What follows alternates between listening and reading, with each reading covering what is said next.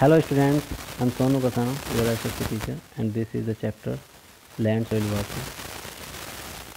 And let's start. Natural vegetation and wildlife exist only in the narrow zone of contact between the lithosphere, hydrosphere and atmosphere that we call biosphere. जो प्राकृतिक आवास है या जंगली जीवन है वो केवल एक छोटे से जोन में होता है जहाँ पे कांटेक्ट करते हैं लिथोस्फीयर, हाइड्रोस्फीयर और एटमॉस्फेयर। इन तीनों को मिलाकर के हम बायोस्फीयर कहते हैं, है ना। तो यहाँ से एक क्वेश्चन ले लेंगे। तो बायोस्फीयर मेड विद या made at the contact of, answer लिख देंगे biosphere made at the contact of lithosphere, hydrosphere and atmosphere. चलिए जी, in the biosphere living beings are interrelated. Biosphere में जो लिविंग बीइंग हैं वो इंटररिलेटेड होते हैं, एक दूसरे पर आश्रित होते हैं। एंड इंटरडिपेंडेंट, इंटररिलेटेड कहते हैं मतलब एक दूसरे से जुड़े हुए होते हैं, एंड इंटरडिपेंडेंट कहते हैं एक दूसरे पर आश्रित होते हैं on each other for survival, जीवित रहने के लिए। This life supporting system is known as the ecosystem. और ये जो लाइफ सपोर्टिंग सिस्टम है इसे हम इकोसिस्टम के नाम से जानते हैं। Vegetation and wild life are valuable resources. Vegetation और वाइल्ड लाइफ जो हैं ये वैल्यूएबल रिसोर्सेज हैं। Plants provides with us with timber. Plants जो हैं, जो हमारे पौधे होते हैं वो हमें टिम्बर प्रोवाइड कराते हैं। Give us shelter to animals, produce oxygen we breathe. पशु पक्षियों को शेल्टर देते हैं और हमें ऑक्सीजन देते हैं जिससे हम ब्रीथ करते हैं, जो हम सांस लेते हैं जिसमें। प्रोटेक्ट सॉइल, और मिट्टी को प्रोटेक्ट करते हैं। सो इसेंशियल फॉर ग्रोइंग क्रॉप्स, जो बहुत ही महत्वपूर्ण है क्या करने के लिए, क्रॉप्स को ग्रो करने के लिए, यानी फसलें उगाने के लिए। एक्ट एज शेल्टर बेल्ट, और शेल्टर बेल्ट की तरह एक्ट करते हैं। Help in storage of underground water, और जो भूमिगत जल है उसके भंडारण के लिए महत्वपूर्ण है, उसमें सहायता करते हैं। गिव अस फ्रूट्स, हमें फल देते हैं, नट्स देते हैं। लेटेक्स देते हैं, लेटेक्स मीन्स रबर। रबर के पेड़ होते हैं जिससे दूध मिलता है, उससे रबर बनती है जो हम यूज़ करते हैं स्टेशनरी में, that rubber. Turpentine oil, Karpin का तेल। गम, आपको पता ही है गम क्या होता है, जो गूंद कहते हैं जिसको, गोंद। मेडिकल प्लांट्स, और मेडिकल प्लांट्स होते हैं बहुत सारे। And also the paper that is so essential for our your studies, और वो पेपर भी वहीं से प्राप्त होता है, पेपर भी वहीं से पेड़ों से मिलता है जो हमारी पढ़ाई के लिए बहुत महत्वपूर्ण है। There are innumerable uses of plants, पौधों के इननंबरेबल यानी बहुत सारे यूजेज हैं, है ना, of plant. And you can add some more, और तुम भी इसमें कुछ ऐड कर सकते हो। वाइल्ड लाइफ इंक्लूड्स एनिमल्स, जो वाइल्ड लाइफ होती है उसमें एनिमल्स होते हैं, बर्ड्स पक्षी होते हैं, इंसेक्ट होते हैं, as well as the aquatic life forms, और जो पानी में रहने वाले प्राणी होते हैं वो भी यूज होते हैं। दे प्रोवाइड अस मिल्क, वो हमें दूध देते हैं, मीट देते हैं। हाइड्स एंड वूल, है ना, वो हमें हाइड्स देते हैं और ऊन देते हैं ना। Insect like bee provide us honey, और जैसे मधुमक्खी है वो हमें हनी देती है, शहद देती है। Help in pollination of flowers, और ये पोलिनेशन में भी हेल्प करते हैं फ्लावर्स की, मतलब परासरण वगैरह ऐसा वर्ड होता है कुछ हिंदी में।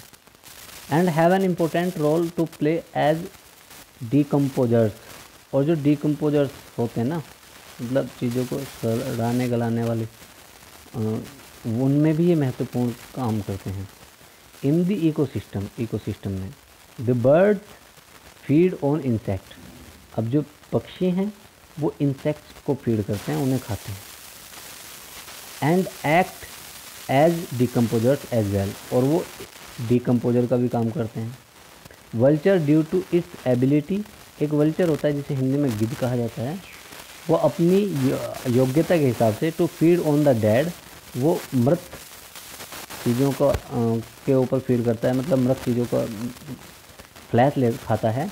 लाइव स्टॉक इज ए स्कारवेंजर, और लाइव स्टॉक जो है वो एक स्कारवेंजर है, मतलब साफ सफाई करने वाला।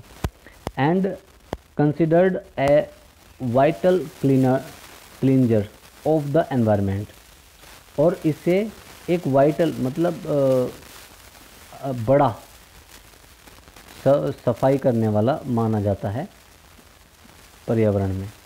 देखिए आप, ये है ब्लू किंगफिशर और ये है वल्चर, है ना। This is a vulture. Do you know vulture in the Indian subcontinent were dying of kidney failure shortly after scavenging livestock treated with diclofenac, a painkiller that is similar to aspirin or ibuprofen. Efforts are on to ban the drug for livestock use and breed vultures in captivity. चलो थोड़ा medical term है, समझ सकते हैं। एक आता है diclofenac, जो पेन किलर होता है उसके यूज़ से, और जो एस्पिरिन या आइब्रोफेन की तरह होता है उसके यूज़ से वल्चर्स जो थे वो मर रहे थे, तो उस पर रोक लगाने की बात की जा रही है।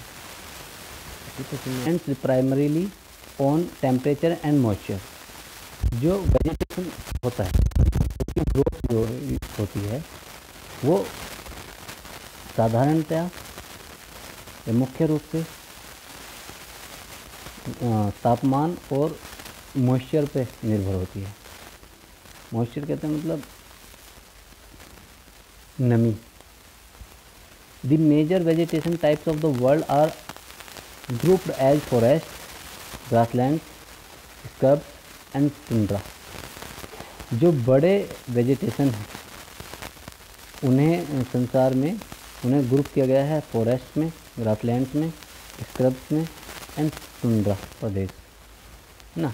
फॉरेस्ट जंगलों को कहते हैं, ग्रासलैंड घास के मैदान होते हैं, स्क्रब्स कटीली झाड़ियाँ होती हैं, एंड टुंड्रा मतलब एक प्रदेश होता है जहाँ पर कम पेड़ पौधे होते हैं, उसे टुंड्रा प्रदेश कहा जाता है। इन एरियाज ऑफ हैवी रेनफॉल, जहाँ ज़्यादा बारिश होती है, यूज ट्रीज में थ्राइव, वहाँ बहुत ज़्यादा घने जंगल हो जाते हैं।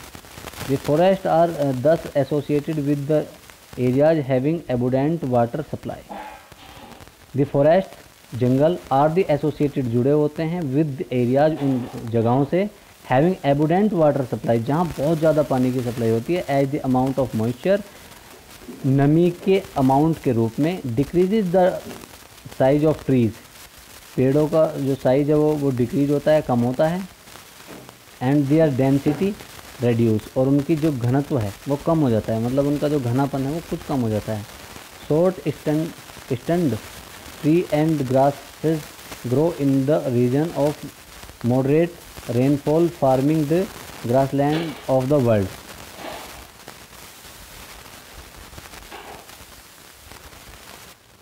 हाँ, मॉडरेट रेनफॉल होता है वहाँ के पौधों के जो तने होते हैं वो छोटे होते हैं, पेड़ और घास दोनों के, है ना।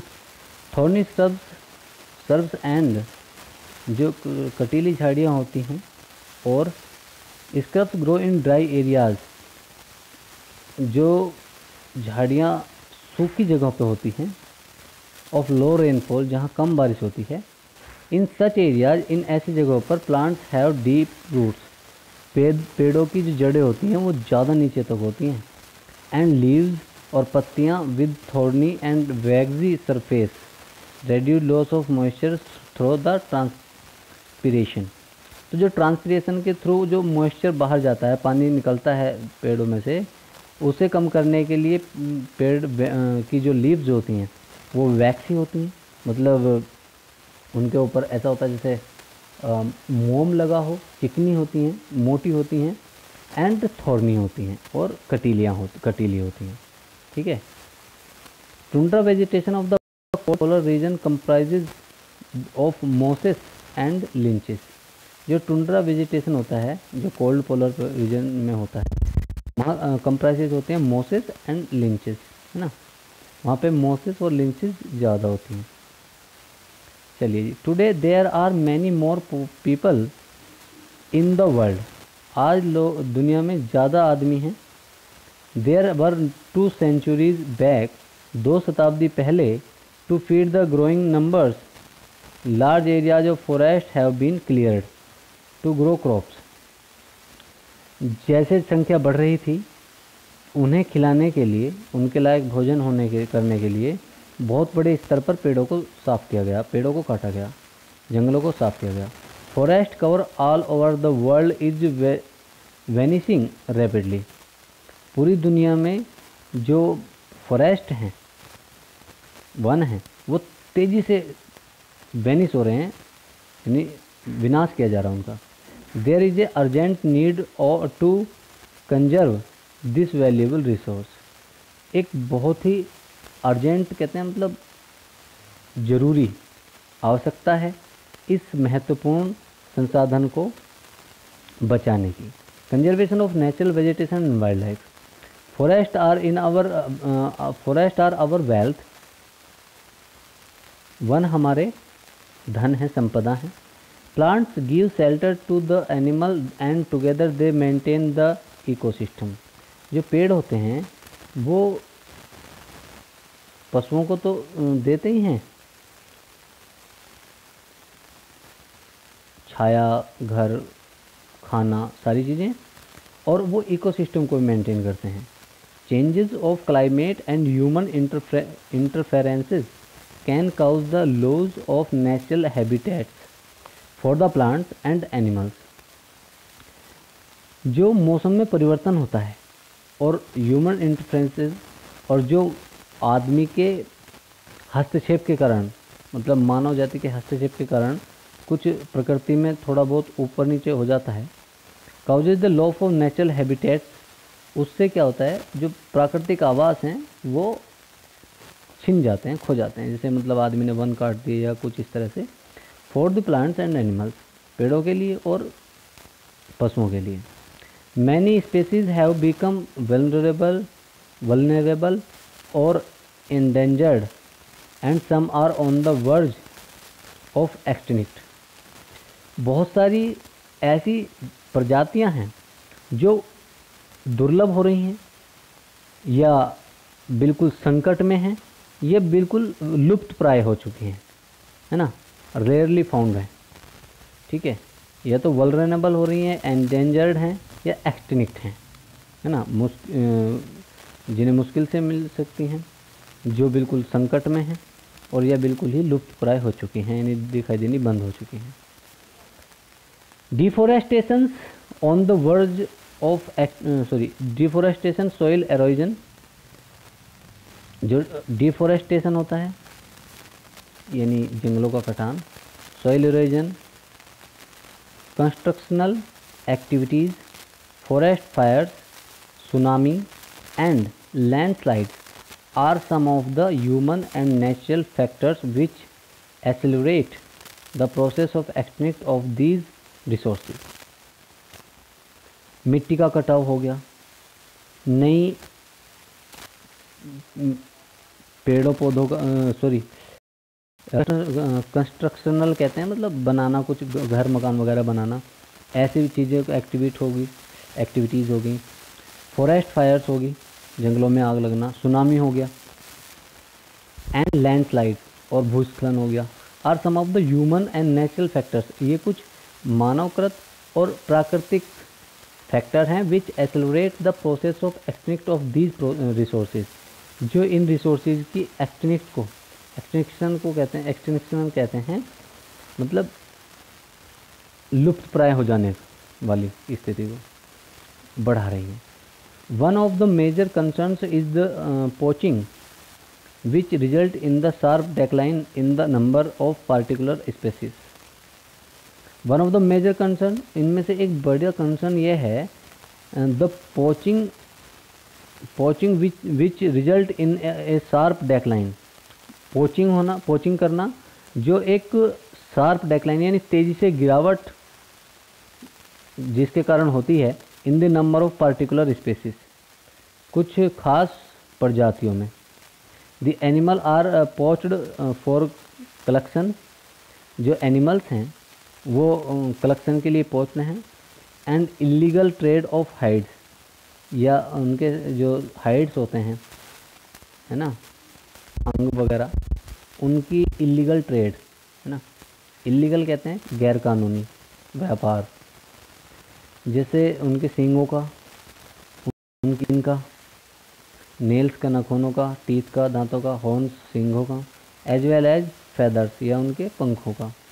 सम of these animals are tiger, इनमें से कुछ एनिमल्स हैं जैसे tiger, lion, elephant, deer, black bucks, काला हिरन, क्रोकोडाइल, राइनोसोर्स, गैंडे, स्नो लियोपर्ड है ना, स्नो लियोपर्ड यानी जो बर्फ़ में रहने वाले लियोपर्ड होते हैं, तेंदुए, ऑस्ट्रिच शुतुरमुर्ग and peacock more. The conserved by increasing awareness,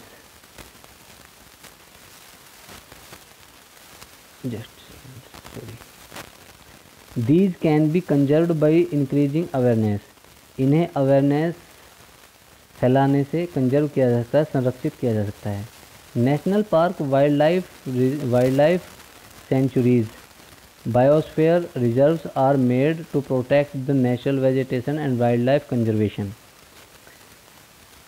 राष्ट्रीय पार्क बनाए जाने चाहिए, वाइल्ड लाइफ सेंचुरीज बनाई जानी चाहिए, बायोस्फीयर रिजर्व बनाए जाने चाहिए, are made to protect our natural vegetation and wildlife. Conservation of creeks, lakes and wetland is necessary to save the precious resources from depletion. देखिए, जो क्रीक होती हैं, क्रीक्स या लेक्स हैं है ना, झीलें या वेटलैंड्स हैं, उन सबको बचाए जाने की ज़रूरत है। ये सब पानी की जगहें हैं, जैसे झील बहुत बड़ी झील होती है, क्रीक्स दलदली जगह होती है, और वेटलैंड वो जगह होती है जो नीचे से ठोस हो लेकिन ऊपर उस पर थोड़ा पानी हो, यानी लेक से कुछ कम होती है। ठीक है। There is a balance in the environment if the relative number of species is not disturb. There is a balance, एक बैलेंस मतलब व्यवस्था या समानता, इन द एनवायरनमेंट पर्यावरण में, if the relative number of species is not disturbed, अगर किसी भी स्पेसीज की यानी प्रजातियों की संख्या में कोई परिवर्तन नहीं होता तो वो बना रहता है, व्यवस्था बनी रहती है, उनका समानता बनी रहती है। Human activities in several parts of the world have disturbed the natural habitation. दुनिया के कुछ हिस्सों में व्यक्ति के एक्टिविटीज़ की वजह से नेचुरल हैबिटेशन को थोड़ा प्रॉब्लम हुई है, मतलब वो डिस्टर्ब हुआ है। Due to indiscriminate killings, several birds and animals have either become extinct or are on the verge of extinct।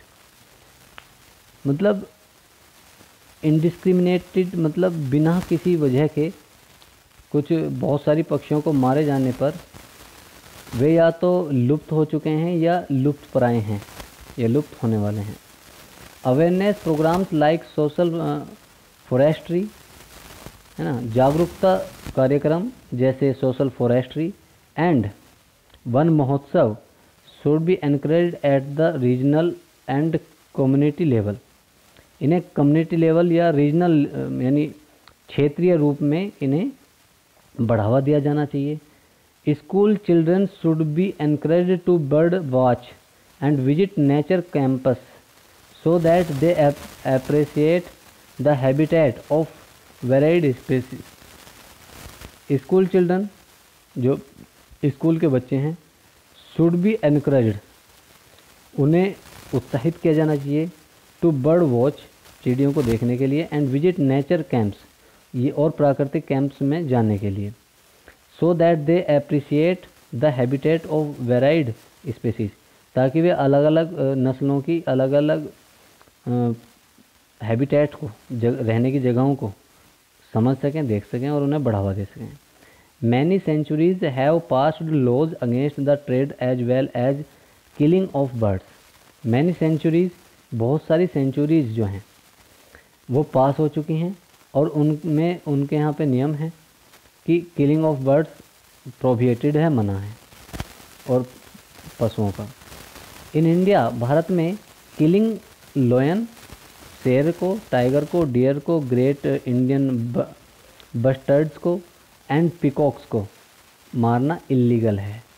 N international convention CITES CITES has been establish किया गया है that list several species of animal, जिसमें बहुत सारी species हैं animals की, and birds और पक्षियों की, इन विच ट्रेड इज प्रोहिबिटेड, जिनमें व्यापार निषेध है, मना है। Conservation of plants and animals is the ethical duty of every citizen. ये नैतिक कर्तव्य है प्रत्येक नागरिक का कि पौधों और पशुओं को संरक्षित करें। Okay students, and one more thing, homework to do, you have to find the correct answer from your textbook। चलिए जी, first one is which one of the following is not a factor of soil formation. First one time, soil texture and organic matter. देखिए मैंने explanation की है, उसमें सब कुछ दिया हुआ है, ठीक है, तो आप आसानी से सर्च कर सकते हैं। अगर आपने सारी वीडियोस, तीनों वीडियोस पीछे वाली देखी हैं तो आपको बिल्कुल ईजिली ये मिल जाएगा। सेकंड है which one of the following methods is most appropriate to check soil erosion on steep slopes. A shelter belts, B mulching, C terrace cultivation. Third one is which one of the following is not a favor of the conservation of nature? A. Switch off the bulb when not in use. B. Close the tap immediately after using. C. Dispose polypacks after soaping. तो ये आपको 3 है, इन पे आपको टिक करना है correct answer पे, ठीक है। So thank you very much. और मैंने इसमें कोड इसलिए नहीं डाला है कि आपकी इच्छा है, अगर आपको देखना है देखिए, अदरवाइज़ तो जैसा आप कर रहे हैं करते रहें। Thank you very much. आप ही का बुलाया और नहीं तो कुछ नहीं। Thank you very much.